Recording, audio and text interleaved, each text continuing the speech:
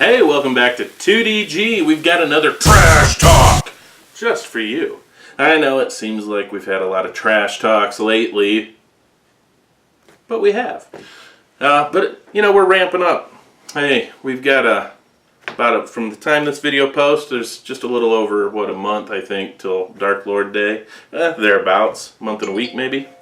So, we will be coming up very shortly. We'll be doing at least one, if not more, Dark Lord variants. So we're ramping up for that. We've got 120-minute IPA on deck. We've got Floyd Division 1 on deck. Laser Snake. It'll be quite a bit of Floyd coming up here shortly. We've still got an Oracle. Whatever. So, but today's trash talk, I mentioned in the last one in the comments that I'd like to do a Michelob. Well, went to the local liquor store, couldn't find a Michelob. In fact, they said they don't know that they've ever carried it. But I did get Michelob Amber Bock. So we're going to try that out. Never had Michelob before. If you don't know the history, it was brewed, first Michelob was brewed in about 1896 by Anheuser-Busch. AB InBev today. Anheuser-Busch brewed it as I think it was actually Bush, Adolphus Bush, who came up with it. But it was brewed as the draft beer for connoisseurs. So I've kind of been interested in that. What is an Amber Bock, or Vienna style? It's basically just a dark lager. They use black patent or a form of black roasted barley or malt. Malted barley, sorry. Or they do some caramel malts too. So I'm kind of excited. So let's go ahead and crack it open and get a pour. It's open. Well, let's get the pour.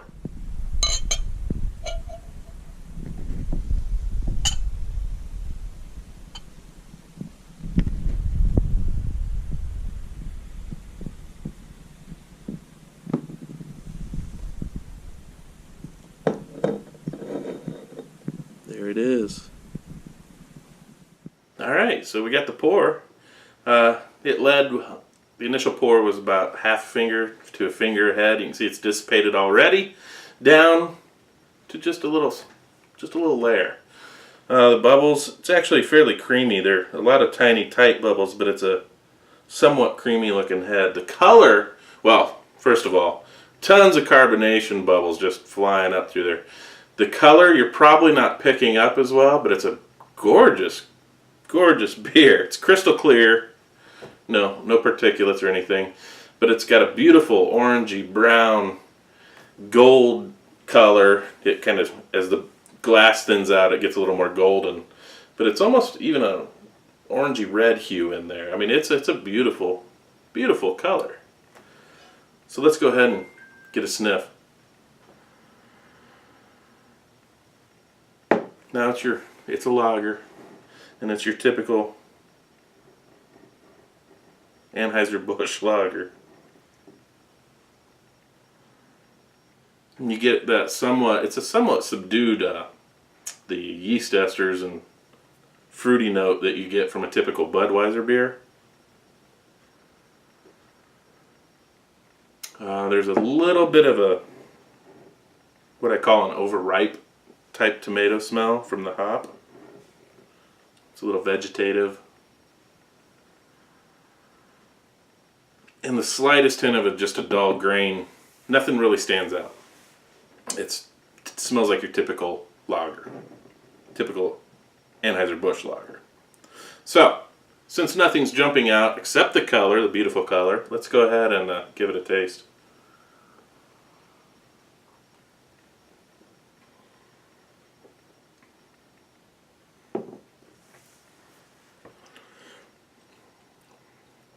You can definitely taste the graininess on the back end. Obviously, in typical Anheuser fashion, the very front you get a heavy hit of carbonation pop.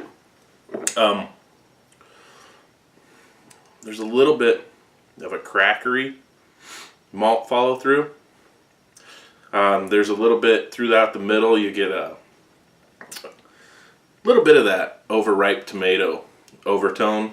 It's not bad though. It just leads to a lot of bitterness. Yeah, this dark mahogany lager has a rich, nutty aroma with a gentle hint of caramel malt. Yeah, not really getting too much in the caramel or the nuttiness.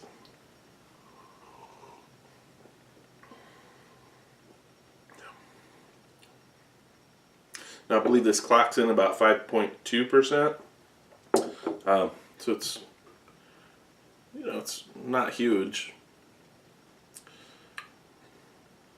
I guess there is a little bit of a caramel sweetness that's kind of lingering there. I guess it would lead you to that, but it's nothing.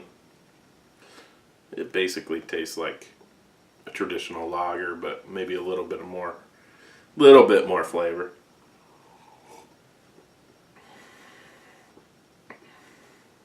It's not bad though. So let's go ahead and get to the ratings here. I looked it up on Rate Beer, and Rate Beer immediately came up with it. They gave it for the style, which is again an Amber Bock or Vienna style amber. They gave the style a 23 on Rate Beer. Rate Beer also gave the overall score a 9. Okay. So for the style, again, Vienna or Amber.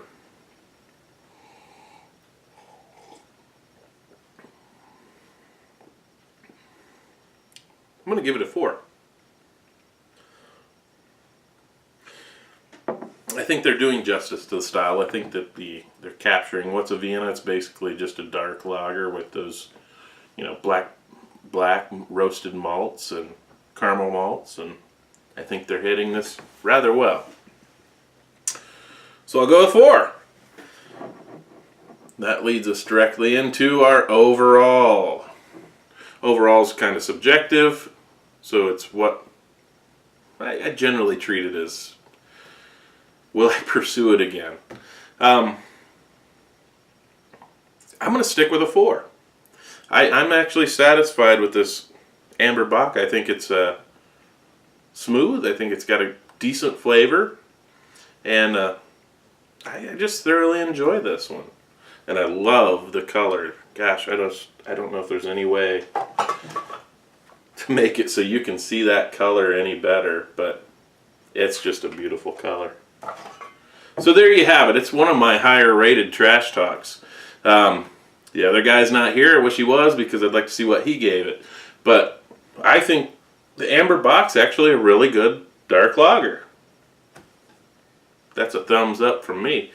Coming up within the next few weeks at the most, we've got